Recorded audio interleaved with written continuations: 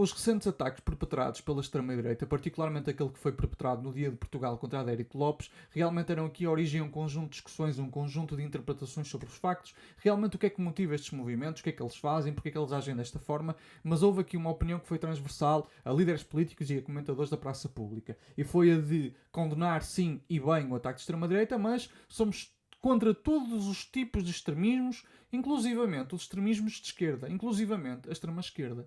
E nestas alturas eu fico a perguntar, primeiro, porque é que é preciso referir sempre a extrema-esquerda, qual é que é a motivação política para tal, e depois, extrema-esquerda. Qual é que é o movimento organizado de extrema-esquerda que nós temos neste momento?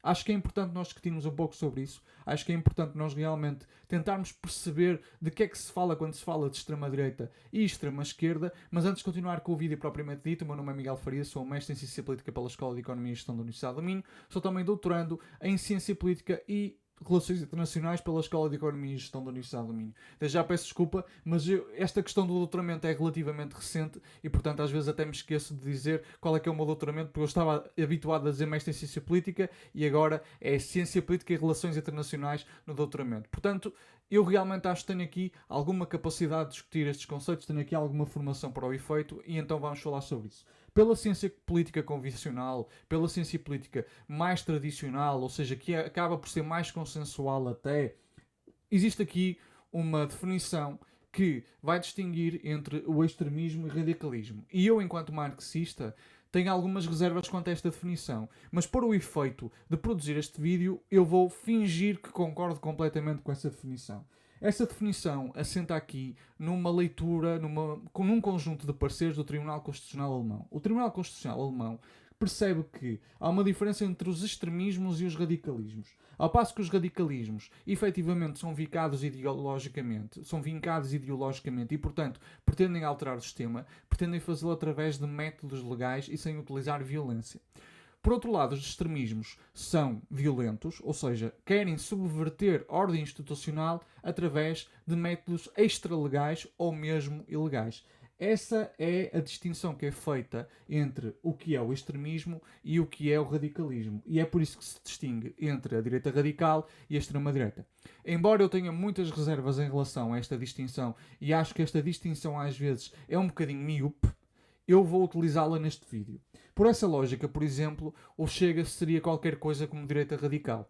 O Chega estaria situado naquilo que se chama o populismo da direita radical. Novamente, não quero dizer que eu concordo completamente com isto, mas vamos utilizar essa expressão, essa definição, essa conceptualização da ciência política convencional para realmente simplificar. Podemos depois fazer um vídeo ou ter uma conversa frente a frente sobre esta questão e no meu doutoramento eu realmente pretendo explorar estes conceitos e perceber até que ponto é que eles podem ser realmente utilizados para se referir a este fenómeno mais amplo da ultradireita, da far-right, ok? A far-right, por exemplo, para alguns autores como Paul Taggart, inclui tanto a radical right como a extreme right. Portanto, vamos cingirmos aqui esta definição porque é relativamente mais fácil, acho que nos vai permitir ter aqui algumas discussões. Então, por exemplo, o Chega seria a direita radical, ao passo que movimentos como o 1143 ou o Blood and Honor seriam já a extrema-direita porque, de facto, são movimentos violentos. São movimentos que têm a capacidade de atuar e atuar violentamente se necessário. Percebem? Então, Emerskins e assim são extrema-direita, segundo esta conceptualização, e o Chega é um partido populista de direita radical que, ainda que tenha a sua ideologia vincada e muito vincada à direita, é um partido que, pelo menos, defende publicamente atuar dentro da ordem institucional, mesmo que queira alterá-la através de revisões constitucionais, por exemplo. Então, essa é a distinção que é feita. Por essa lógica, os ataques da extrema-direita acho que são por demais evidente que são de grupos de extrema-direita. Aliás, o facto de eles utilizarem a violência para prosseguir objetivos políticos dá-lhes logo esta cadência de extrema-direita, não é? Não só a sua ideologia, mas também a sua forma de atuar. Mas é que a forma de atuar não está independente ou não é autónoma da ideologia. E esse é um ponto que é muito importante. A forma de atuar politicamente, a forma como se utiliza um conjunto de recursos, não está distanciada da nossa ideologia. E às vezes parece que as pessoas se esquecem disso. Ora, para condenar estes ataques que foram feitos, o ataque a Adérico Lopes, o ataque àquelas senhoras que trabalhavam na assistência a pessoas que estavam em condições desfavoráveis, estes ataques, quando são condenados numa ótica de nós condenamos os ataques de todos os extremismos, seja extrema-direita, seja extrema-esquerda. Mas agora, olhando para a definição que eu vos apresentei, eu vou-vos fazer uma pergunta. Qual é que é a extrema-esquerda organizada que nós temos hoje? Vocês não me vão dizer que os adolescentes e os miúdos novos que estão no climáximo, que por acaso mandam umas tintas, ou uns pós de tintas, já não sei bem o que é, são malta de extrema-esquerda. Isto nem sequer faz sentido. E nem sequer é comparável. Neste momento, se nós sairmos à rua, nós temos mais medo de sermos atacados por emerskins, por grupos de todo tipo de neofascismo, de neonazismo, ou por um conjunto de extrema-esquerda. O que é que se tem perpetrado mais, não só em Portugal e na Europa? A extrema-esquerda é uma coisa completamente marginal neste momento. Não tem qualquer expressão. Qualquer expressão. Novamente, qualquer expressão. O que é que nós podíamos dizer, por exemplo, que era a extrema-esquerda? O melhor exemplo para dar de extrema-esquerda, segundo a definição da ciência política convencional, seriam as FP25, as Forças Populares 25 de Abril. Sim, faz sentido falar de acordo com esta definição, desse grupo, desse movimento, como um movimento de extrema-esquerda. Que movimento é que hoje em dia nós temos equivalente às FP25? Lembrar que as FP25 eram um grupo armado que inclusivamente matou pessoas. Percebem? É importante levar isso em consideração. Que o grupo é que nós temos neste momento que seja como as FP25? Não temos. Não temos. No entanto, temos grupos que realmente estão na extrema-direita e são violentos. E isto está por demais evidente até pelas práticas que eles tiveram. Grupos que inclusivamente há 30 anos, acho que fez 30 anos há 2 ou 3 dias, estiveram envolvidos na morte de Alcino Monteiro. Quer dizer, que grupos de extrema-esquerda que são equivalentes nestas práticas é que nós temos neste momento? Não temos. Então qual é que é a necessidade? Nós estamos a falar de um fantasma, de uma coisa que é completamente marginal e não existe, quando neste momento o que está a ser perpetrado é a violência por parte da extrema-direita. É que não faz sentido. Não faz sentido absolutamente nenhum. E depois houve um comentário político que me deixou ainda mais perplexo. Porque é comentário político feito por uma pessoa que é relativamente conhecedora e diz algo como: isto não tem nada a ver com ideologia, isto não tem nada a ver com a própria crença política, isto tem a ver com violência que tanto poderia ter sido praticada por estes grupos neonazis como grupos de adeptos do Porto mais radicalizados. Obviamente que eu tenho a certeza que ele não se referia só a grupos do Porto, mas também do Benfica, do Sporting, etc, etc. Que muitas vezes acabam até por ser cooptados pelos grupos de extrema-direita, mas isso é outra conversa.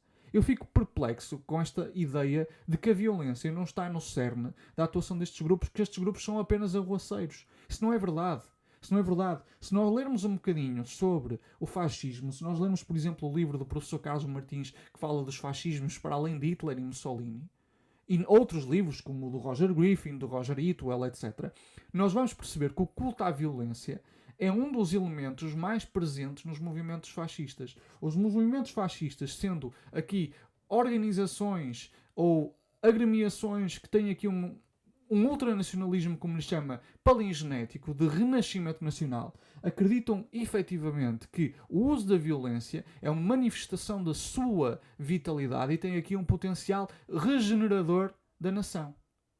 Percebem? Então, a violência não é apenas uma expressão arruaceira. A violência faz parte da praxis destes grupos porque faz parte da ideologia destes grupos. Está dentro o culto à violência que manifesta o vitalismo da nação, é uma coisa própria dos movimentos fascistas e neofascistas. Então isto não é uma questão de estes grupos são mais arruaceiros, é só isso, independente da ideologia. Não! O que os leva a ser violentos é precisamente a sua ideologia. É precisamente o cerne, o núcleo mais ideológico que eles têm. Então, esse tipo de comentários, aqui, juntos com esta ideia de que temos também ter cuidado com uma extrema-esquerda, que eu até agora estou a tentar desmistificar qual é, realmente ajudam a branquear. E perdoem-me a expressão branquear. Não vou usar a expressão branquear, vou usar a expressão normalizar. Normalizar estes grupos. Sem falar depois do parágrafo do relatório anual de segurança interna que referia um dos grupos que por acaso esteve envolvido no ataque ao ator e esse parágrafo simplesmente foi removido, simplesmente foi suspenso. Por que razão é que foi suspenso? O que é que levou isso a acontecer? Até agora o Governo não explicou, não foi claro o suficiente na sua explicação relativamente a este desaparecimento do parágrafo. Porque parece que há uma vontade muito grande de dar a entender que o grande problema aqui está, por exemplo, no fenómeno da imigração, coisa que o Razi não suporta, mas depois, fenómenos que já estão cá há muito tempo e têm sido vigiados pelas nossas forças de segurança, agora não aparecerem no Razi. Se fosse por uma questão de dados confidenciais, eu compreendia. Mas para isso o Governo tem de explicar o que de facto é que está a acontecer. Estamos a viver tempos perigosos, meus amigos. Estamos a viver tempos que realmente não são fáceis. E, portanto, eu apelo a cada um de vocês que está a ver este vídeo que se organize e particularmente comece a fazer exercício físico, comece a treinar flexibilidade, se possível, se tiver condições financeiras para tal, comece a aprender um desporto de combate, uma arte marcial, para ter capacidade de se defender. Não andem sozinhos na rua, neste momento é perigoso fazê-lo, tenham cuidado por onde andam. Pá, é triste eu ter de fazer estes apelos, mas neste momento estas são as condições que se apresentam. Então, realmente, o vídeo era só mais para fazer esta alerta e para discutir uma coisa que eu acho que realmente tem de ser discutida, que é, nós não precisamos de falar da extrema-esquerda para condenar ataques da extrema-direita. Isso é um atabaltismo que realmente revela uma profunda ignorância ou, e eu acredito que seja mais isso, projeto político. Está bem? Portanto, é isso. Era só isso, meus amigos.